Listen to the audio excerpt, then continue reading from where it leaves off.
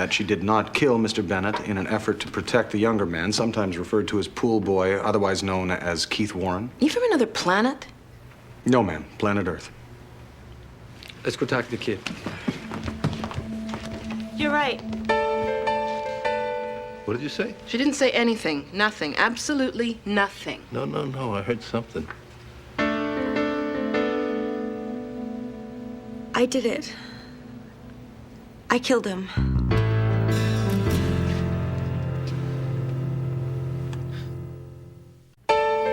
It was like he said. He grabbed Keith, I took out the knife, and I just stabbed him. I'd advise you not to say another word, Judy. It doesn't matter. I can't represent you if you will not take my advice. Then don't represent me. That doesn't matter either. Fine. If that's your decision. Miss Cates, I think it's a good idea you got yourself another lawyer. Why? I killed him. I wasn't thinking. I was scared. Mike was your boyfriend, right? I was slumming. And what about Keith? It's just a guy Mike knows. He was helping me out. May I ask you, where did you carry the knife? In my pocket. In the pocket of your jeans? Would you mind demonstrating using this pen? I don't understand. Oh, well, just put this where you had the knife.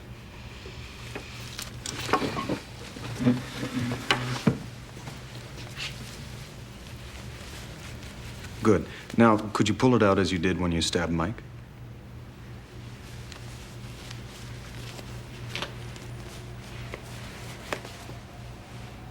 Thank you kindly. May I ask where you got your jewelry? It was a gift from my parents.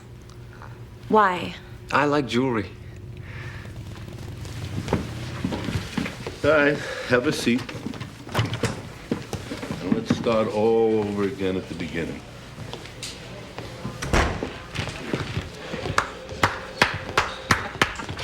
I love you, Fraser. And are you ready? No, not literally. I mean, symbolically or something. No, I know.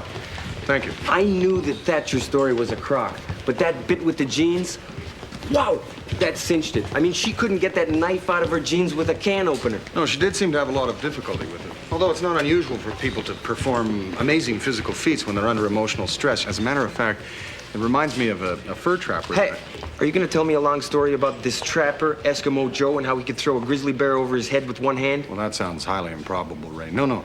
The story that I'm thinking of involves an elephant seal and a man named Tim. He didn't so much as throw it as... Save his heels. Understood. What, reinforcements? Kid's not saying anything. Yeah, so let's get him into a cell or something. I can't wait around here all day while you guys decide what to do.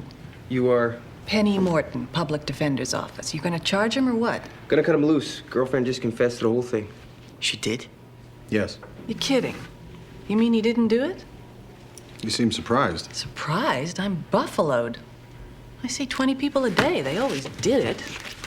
You really innocent? Wait a second. This is some cop trick, right? Well, kid, you get to walk, huh? There's no way she confessed.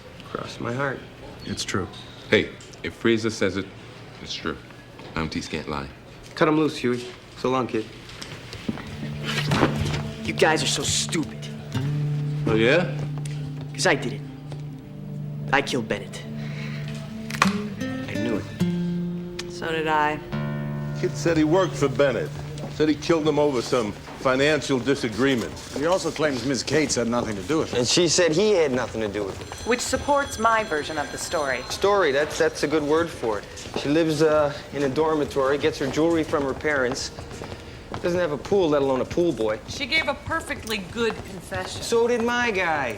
But the problem is we now have two confessions. Of course, I've been saying it all along. They are covering for each other. Well, they're in love. Naturally, they're gonna cover for each other, because that's what passion does. So let's say she's married to the guy. Oh, married. She lives in a dormitory.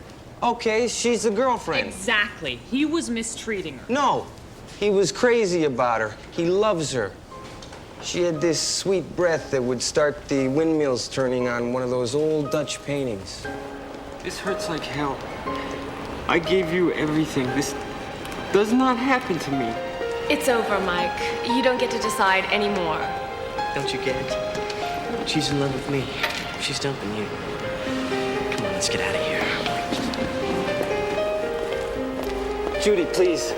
Don't listen to him. He's not right for you. Will you leave us alone? She doesn't want you anymore. I want to hear that from her lips. Mike, just let it go. Is this about kids? Is that what this is about? Because I can wait. And you can get your career set up, and we can have kids later. Lots of them. So it's about kids. Doesn't matter. They argued, the kid skewered the old guy, a love triangle, oldest motive in the world. No, hold on. How the kids fit into this? I don't know. It might have been part of their problem. No, I think it's part of your problem. What problem?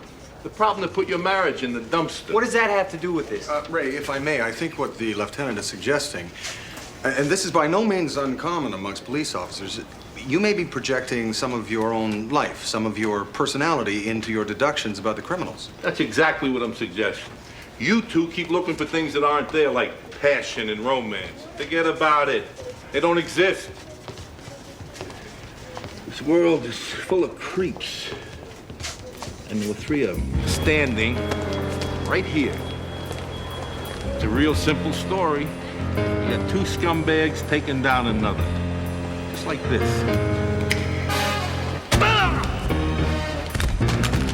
Are you saying they both had their hands on the knife? Who cares? Look, you load a gun, you cock the trigger, you give the gun to Thatcher, she uses it on Fraser. I find out your hand was on the gun, you both go away. I would never shoot a fellow officer. That's because you never had Ray working on you. You changed your tune. What? Hey, I'd shoot you. The examiner's report on Bennett? Oh, may I? Anytime. Let me guess. He was stabbed. According to this document, yes. Interesting. What? The knife hit him with great force, cracked 2 of his ribs. Also, the angle of entry is very interesting. Yeah, well, it's all very interesting. It still doesn't tell us whose hand was on the knife. Quite right, Lieutenant. You know, there is a technique that's often very effective in situations similar to this where precise recall is required. What would that be? Well, you might think that I have a hole in my bag of marbles or that my elevator stops at the collarbone, but it's called hypnosis. Mumbo jumbo voodoo jujitsu hocus pocus. Oh, quite the contrary, Ray. It's a very effective technique. As a matter of fact, I've hypnotized myself on a number of occasions to aid in the recovery of information. Of course, one doesn't always remember what one told oneself in the hypnotic state, so a tape recorder is almost always necessary. So what you're trying to say is maybe one of us could remember seeing the knife. It is possible, yes. Well, let's give it a shot. Ah, well, good, sir. No. Use it on him. Ah, all right. Ray? No, I'd love to, Fraser, but I got bad eyes.